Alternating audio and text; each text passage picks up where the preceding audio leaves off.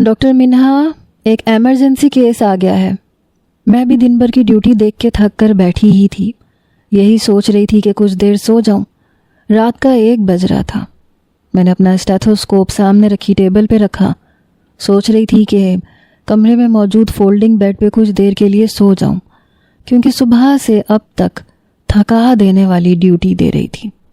میں ابھی فارغ ہوئی تھی جب نرس نے آ کے مجھے ایک اور ایمرجنسی کیس کے بارے میں بتایا۔ میں نے کہا تم جاؤ فرسٹ ایڈ کرو، میں آتی ہوں۔ ایکسیڈنٹ کا کیس تھا۔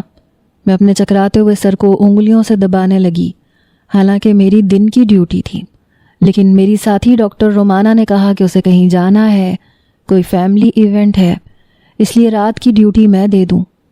میں نے حامی تو بھر لی تھی، لیکن اب پچھتا رہی تھی۔ اپنا اسٹیتھوسکوپ گلے میں پہنا باہر نکل گئی، لیکن جیسے ہی ایمرجنسی وارڈ میں داخل ہوئی، سامنے اسٹریچر پہ زخمی بے ہوش نوجوان کو دیکھ کر میں کانپ کے رہ گئی تھی۔ زیر لب میرے منہ سے نکلا، ساحر علی خان۔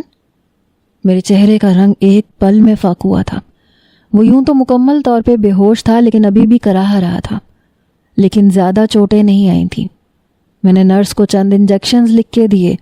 میں نے کہا اتنا سیریس کیس نہیں ہے اور اب مجھے ڈسٹرب نہ کرنا۔ میں واپس اپنے کمرے میں جانے کے بجائے ہاسپٹل سے باہر آ گئی۔ بدحواسی سے میرے ماتھے پہ پسینہ بہہ رہا تھا۔ مجھے سمجھ نہیں آ رہی تھی کہ میں اس شخص سے بھاگ کر ایسی کون سی جگہ پہ چلی جاؤں جہاں یہ مجھے دوبارہ نظر نہ آئے، یہ مجھے ڈھونڈ نہ سکے۔ شکر تھا کہ وہ مکمل طور پہ ہوش میں نہیں تھا۔ اگر وہ مجھے دیکھ لیتا تو اس سوچ نے میری روح کو لرزا کے رکھ دیا تھا۔ اسی وقت میں نے فیصلہ کیا کہ مجھے یہاں سے چلے جانا